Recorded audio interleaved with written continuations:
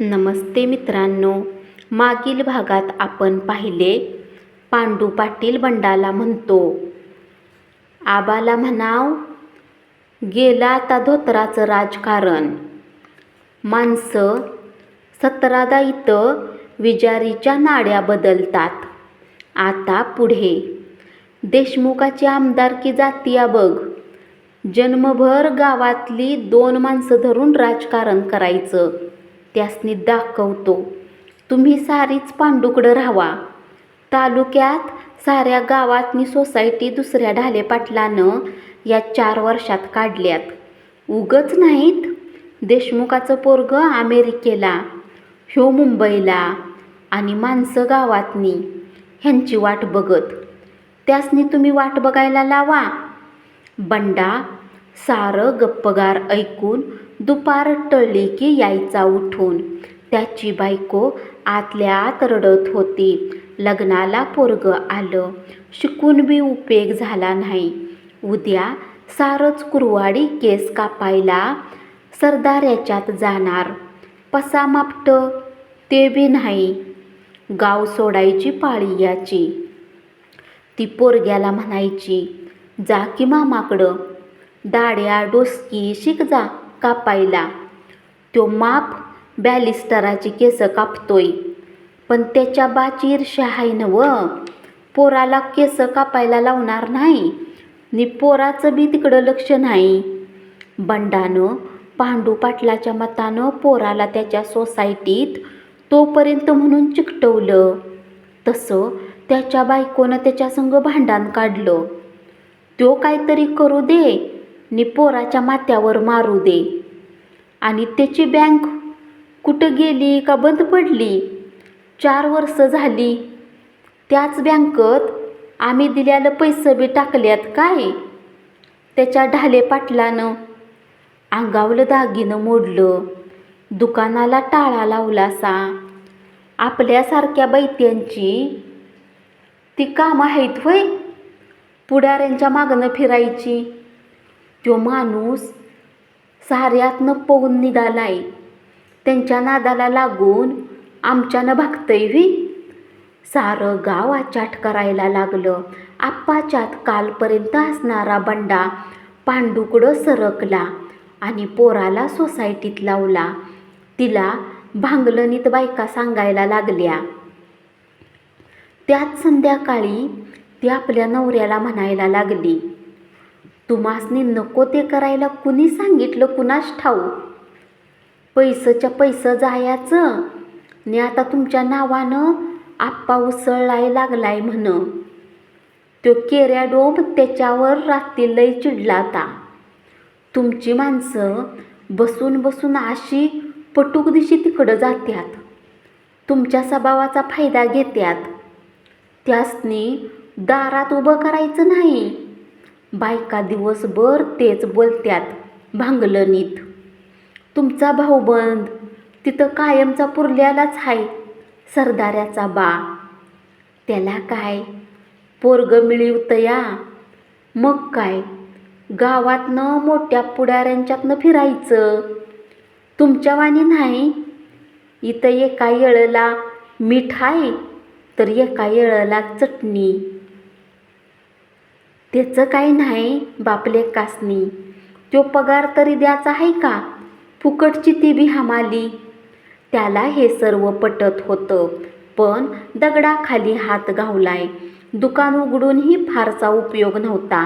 सरदाऱ्याचा बा इस्त्रीची कडक कापडं घालून मिशीवरनं हात फिरवत फिरतोय. मग त्याला हे सुचायचंच. तो प्रत्येकाकडं आपला विषय काढतोय.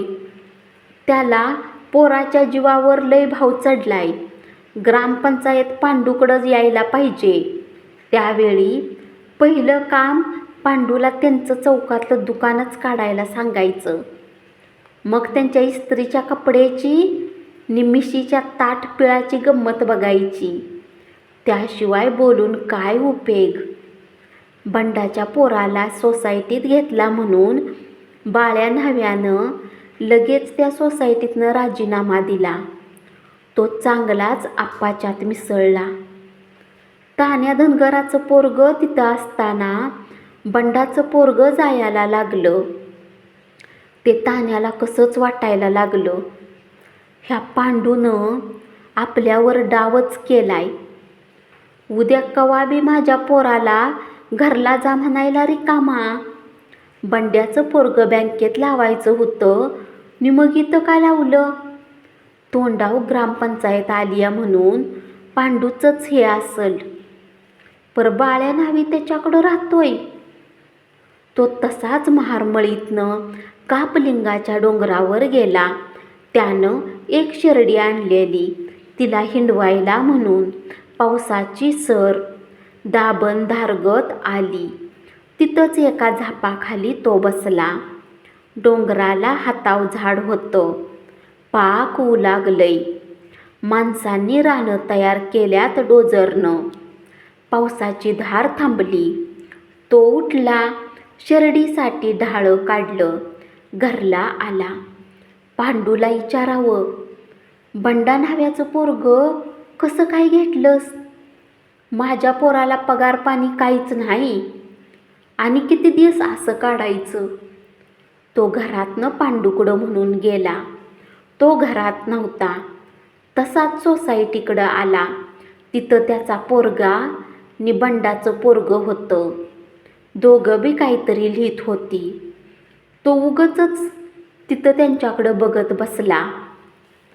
बऱ्याच वेळानं त्यानं बंडाच्या पोरग्याला विचारलं, चेअरमन कुठं आहे र? घरात बी नाही. कोल्हापूरला गेल्यात. ते पोरगं म्हणालं, का गा? चेअरमनकडं काय काम काढलं सा? काम काय नि काय असं म्हणतच तो उठला. तो गेला आणि बंडाचं पोरगं त्याच्या पोराला म्हणालं, होय र, तुम्ही बी अडकून हायसा म्हणत्यात चेअरमनकडं. कुठं तुला शाळेत लावतो म्हणाला होता नव? लावलाय नव या शाळेत. 2 दिवसात पैसे पाहिजेत म्हणाला. पाक फुकट मेंढरं विकली आणि आता बसायची पाळी आली या मुक्यागत मार सोसायची. माझं तरी काय, आईनं फोडलंय घरात. इथं लागून तरी काय उपयोग? कधी बी निघा म्हणणार. केडरची ऑर्डर काढली तर बरं आहे. केडरची ऑर्डर? मला बी तसाच म्हणाला होता. अजून काढतोय. तान्याचं पोरगं चिंतेत पडलं. तुझीच निघणार. माझ्यापेक्षा तुझं शिक्षण जास्त आहे. तो बोलता बोलता गप्प झाला. संध्याकाळी तान्या पांडूकडं गेला. तिथं बंडाला बघून आणखीनच दचकला. बघता बघता सारी जमली. झांजड पडली. बाळू डवंग आला. शिरमाक्काच्या पोरगीचं मिटवलं सा नव? मग काय, त्यांच्यानं मिटलं कुठलं तवा? गावचं पुढारी नव्ह ते. त्याला वटकान लावायला कैऱ्या डोंब कावळा. त्याच्या अंगात लय 9 मन मांद चढलंय. एकदा झाडायला लागतंयच. पांडूनं चालू केलं, तुम्हीच सारी याचा विचार करा. उगच मागणं तुम्हाला काट्या घालून उठवायला लागत्यात. 2-4 दिवसात सरपंच पदाची सोडत आहे. पण निवडणूक लढवायची का नाही ते अगोदर आपल्यात ठरवायला पाहिजे. उगच तुम्ही मला पुढं करून. त्याच्या मनानं त्यानं ठरवलंच होतं, पण सर्वांना विचारायचं म्हणून त्यानं विचारलं होतं. ढाले पाटलानं त्याला काहीही मदत करतो, पण निवडणूक लढवायचीच असं आधीच सांगितलं होतं. मनातल्या मनात त्या आरक्षणानं घोटाळा केलाय. मुसलमान व्हायला नि रोजा महिना यायला गाठ पडली. 10 वर्षे वाट बघतोय. तो उत्म्याला म्हणाला, उत्तमराव, ओबीसी आलं तर व्हा सरपंच तुम्हीच. तसा उत्म्या आतनं उमलला. आपण उत्म्याचा उत्तमराव होणार. सरकारनं चांगलाच कायदा केलाय. तिथं कोणतरी आपलीच माणसं असणार. त्याशिवाय हे मोठं पुढारी हे करू देत्यात वय? रकम्याला पांडू म्हणाला. आणि बीसी झालं तर रकमू, तुम्ही चढवा लांघ. तसा गौतूनी रकम्या एकमेकाकडं बघायला लागली. गौतून तर थळूबाला तिथं बसूनच हात जोडलं आणि म्हणाला, चेअरमन सरपंच कोण बी होऊ द्या, पर तुमच्या पुढं जाणार आहे का ह्यातला? तुम्हीच सारं काय ते बघायचं. ते तरी आहेच, पण बोर्डावर नाव तुमचंच येणार. माझी काय नुसती फुकटच तारांबळ. असू दे, तुमच्यासाठी का असना. गावात एकदा मला त्या पुढाऱ्यांना त्यांची किंमत दाखवायचीच आहे. लय आबाळाला हात लावून बोलत्यात आणि नशिबानं आपल्याला जनरल पद आलंच तर मग त्यांचं राजकारणच संपवतो. पुढारी पण शिकवतो त्यांना. तान्याला आपण संपल्यागत झालं होतं. कुठंच कोणच उठायला मागत नव्हतं. पांडू ग्रामपंचायत जिंकल्यागतच आज बडबडत होता. बंडाही उठत नव्हता. आप्पा मात्र सोडत काहीही होवो बिनविरोध निवडणुकीचा विचार करत होता. साऱ्यांच्या जवळ त्यानं विषय काढला, पण केरबाडोंब उसळला. त्याला मानानं विचाराय 17 दात त्यो कोण लागून गेलाय? त्यानं विचारायला पाहिजे. माप त्यानं सोसायटीच्या वेळी डिमांड घेतलं आणि शेवटी काय करायचं तेच केलं नवं. आता तो माप तयार असल. त्याला वरची ऑर्डर ढाले पाटलाची आल्यावर तो गप्प बसणार नाही.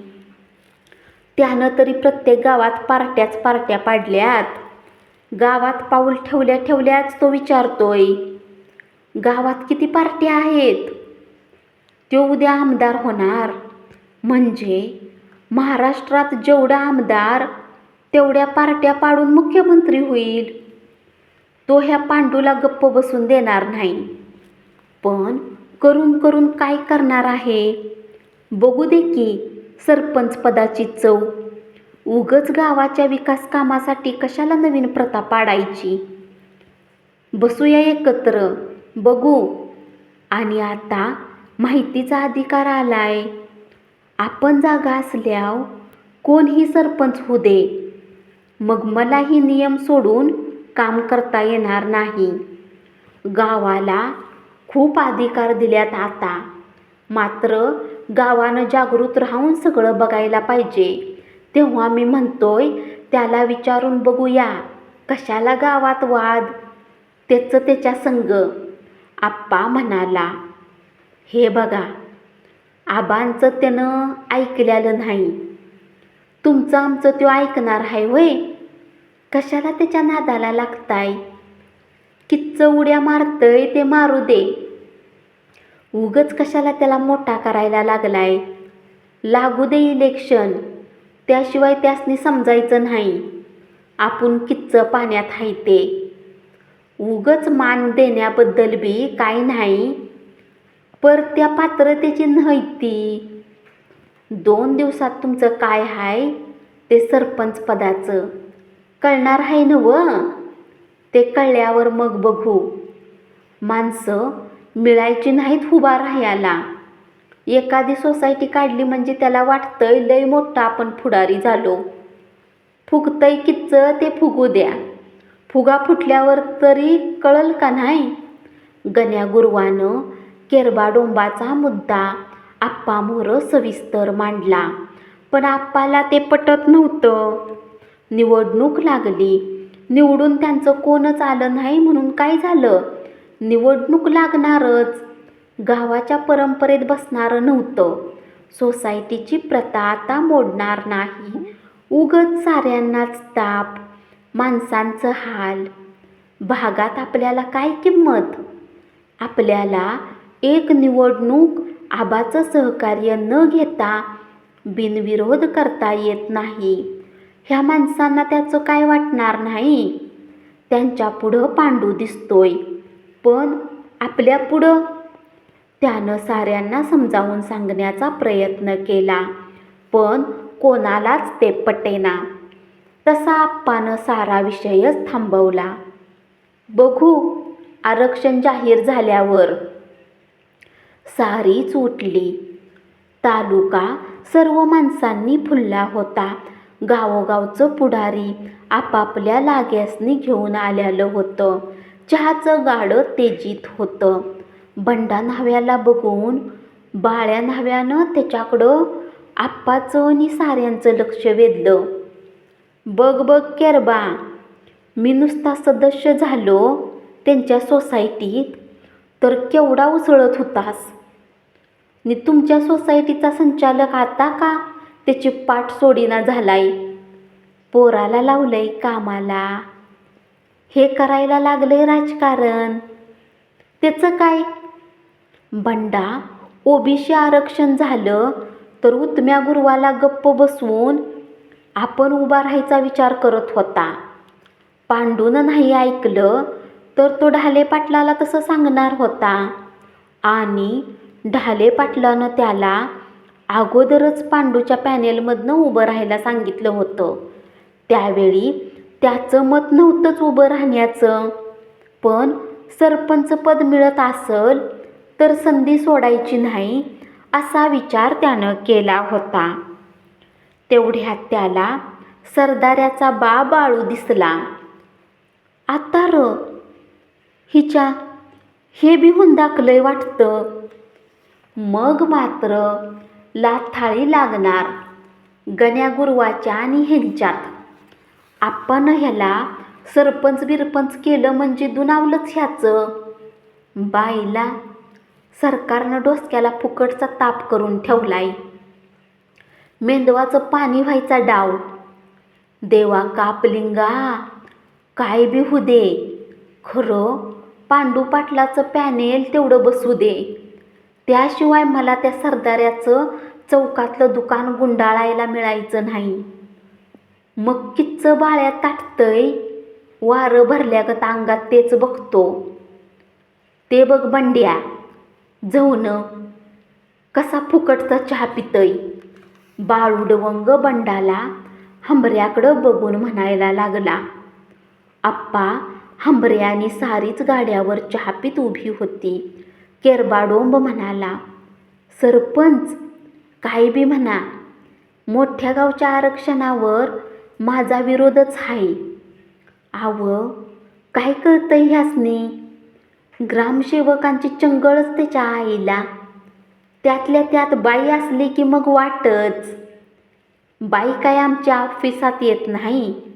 ग्रामसेवक तिला काय वरनं आल्याला दावीत नाही. निदावलं तर त्यातलं त्यासनी काय कळत नाही. असं काय म्हणतोयस.